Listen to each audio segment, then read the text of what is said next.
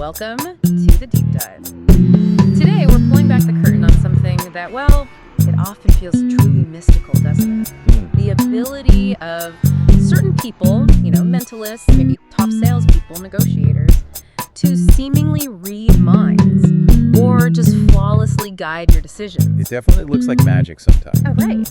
But what our sources are telling us again and again is that the real power, the repeatable stuff, it's actually a deep grasp of human psychology, specifically how our brains work, and maybe more importantly, how they kind of fail. That's exactly the key distinction, I think. Yeah. We're not talking supernatural here.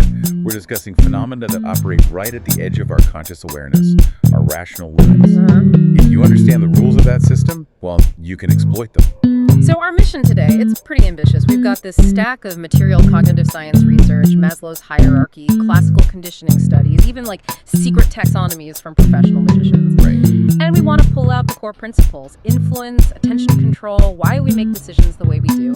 We really want to give you a framework, a way to understand how knowing the brain's built-in limitations, its reliance on shortcuts, allows for really profound, but often very subtle persuasion. Okay, let's get into it then, starting right at the foundation. Decision-making.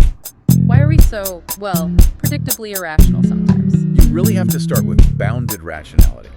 Herbert Simon talked about this way back in the 50s. Okay. The idea is actually pretty simple. We're smart, we try to make good decisions, but we're doing it within real constraints. Limited time, limited info, and crucially limited brain processing power. So we just can't be purely rational calculators all the time. Exactly. The computation involved would be immense. We just can't do it. So because we can't process everything, the brain develops shortcuts, heuristics. Precisely. Those are the famous heuristics that Kahneman and Tversky spent decades mapping out. Like the availability bias. Yeah, take the availability bias. That's our tendency to over-rely on information that just comes to mind easily. Stuff that's readily available in our memory, regardless of how accurate or frequent it really is. And the real power for influence isn't just knowing that bias exists. It's knowing how to sort of preload the information you want the person to recall easily later on. So you make your facts the most memorable. You make them the most salient, the most emotionally vivid, the most recently mentioned thing in their mental stack.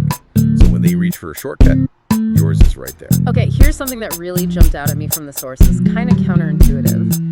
You'd think being an expert, like a doctor or a financial advisor, would help you avoid these cognitive traps.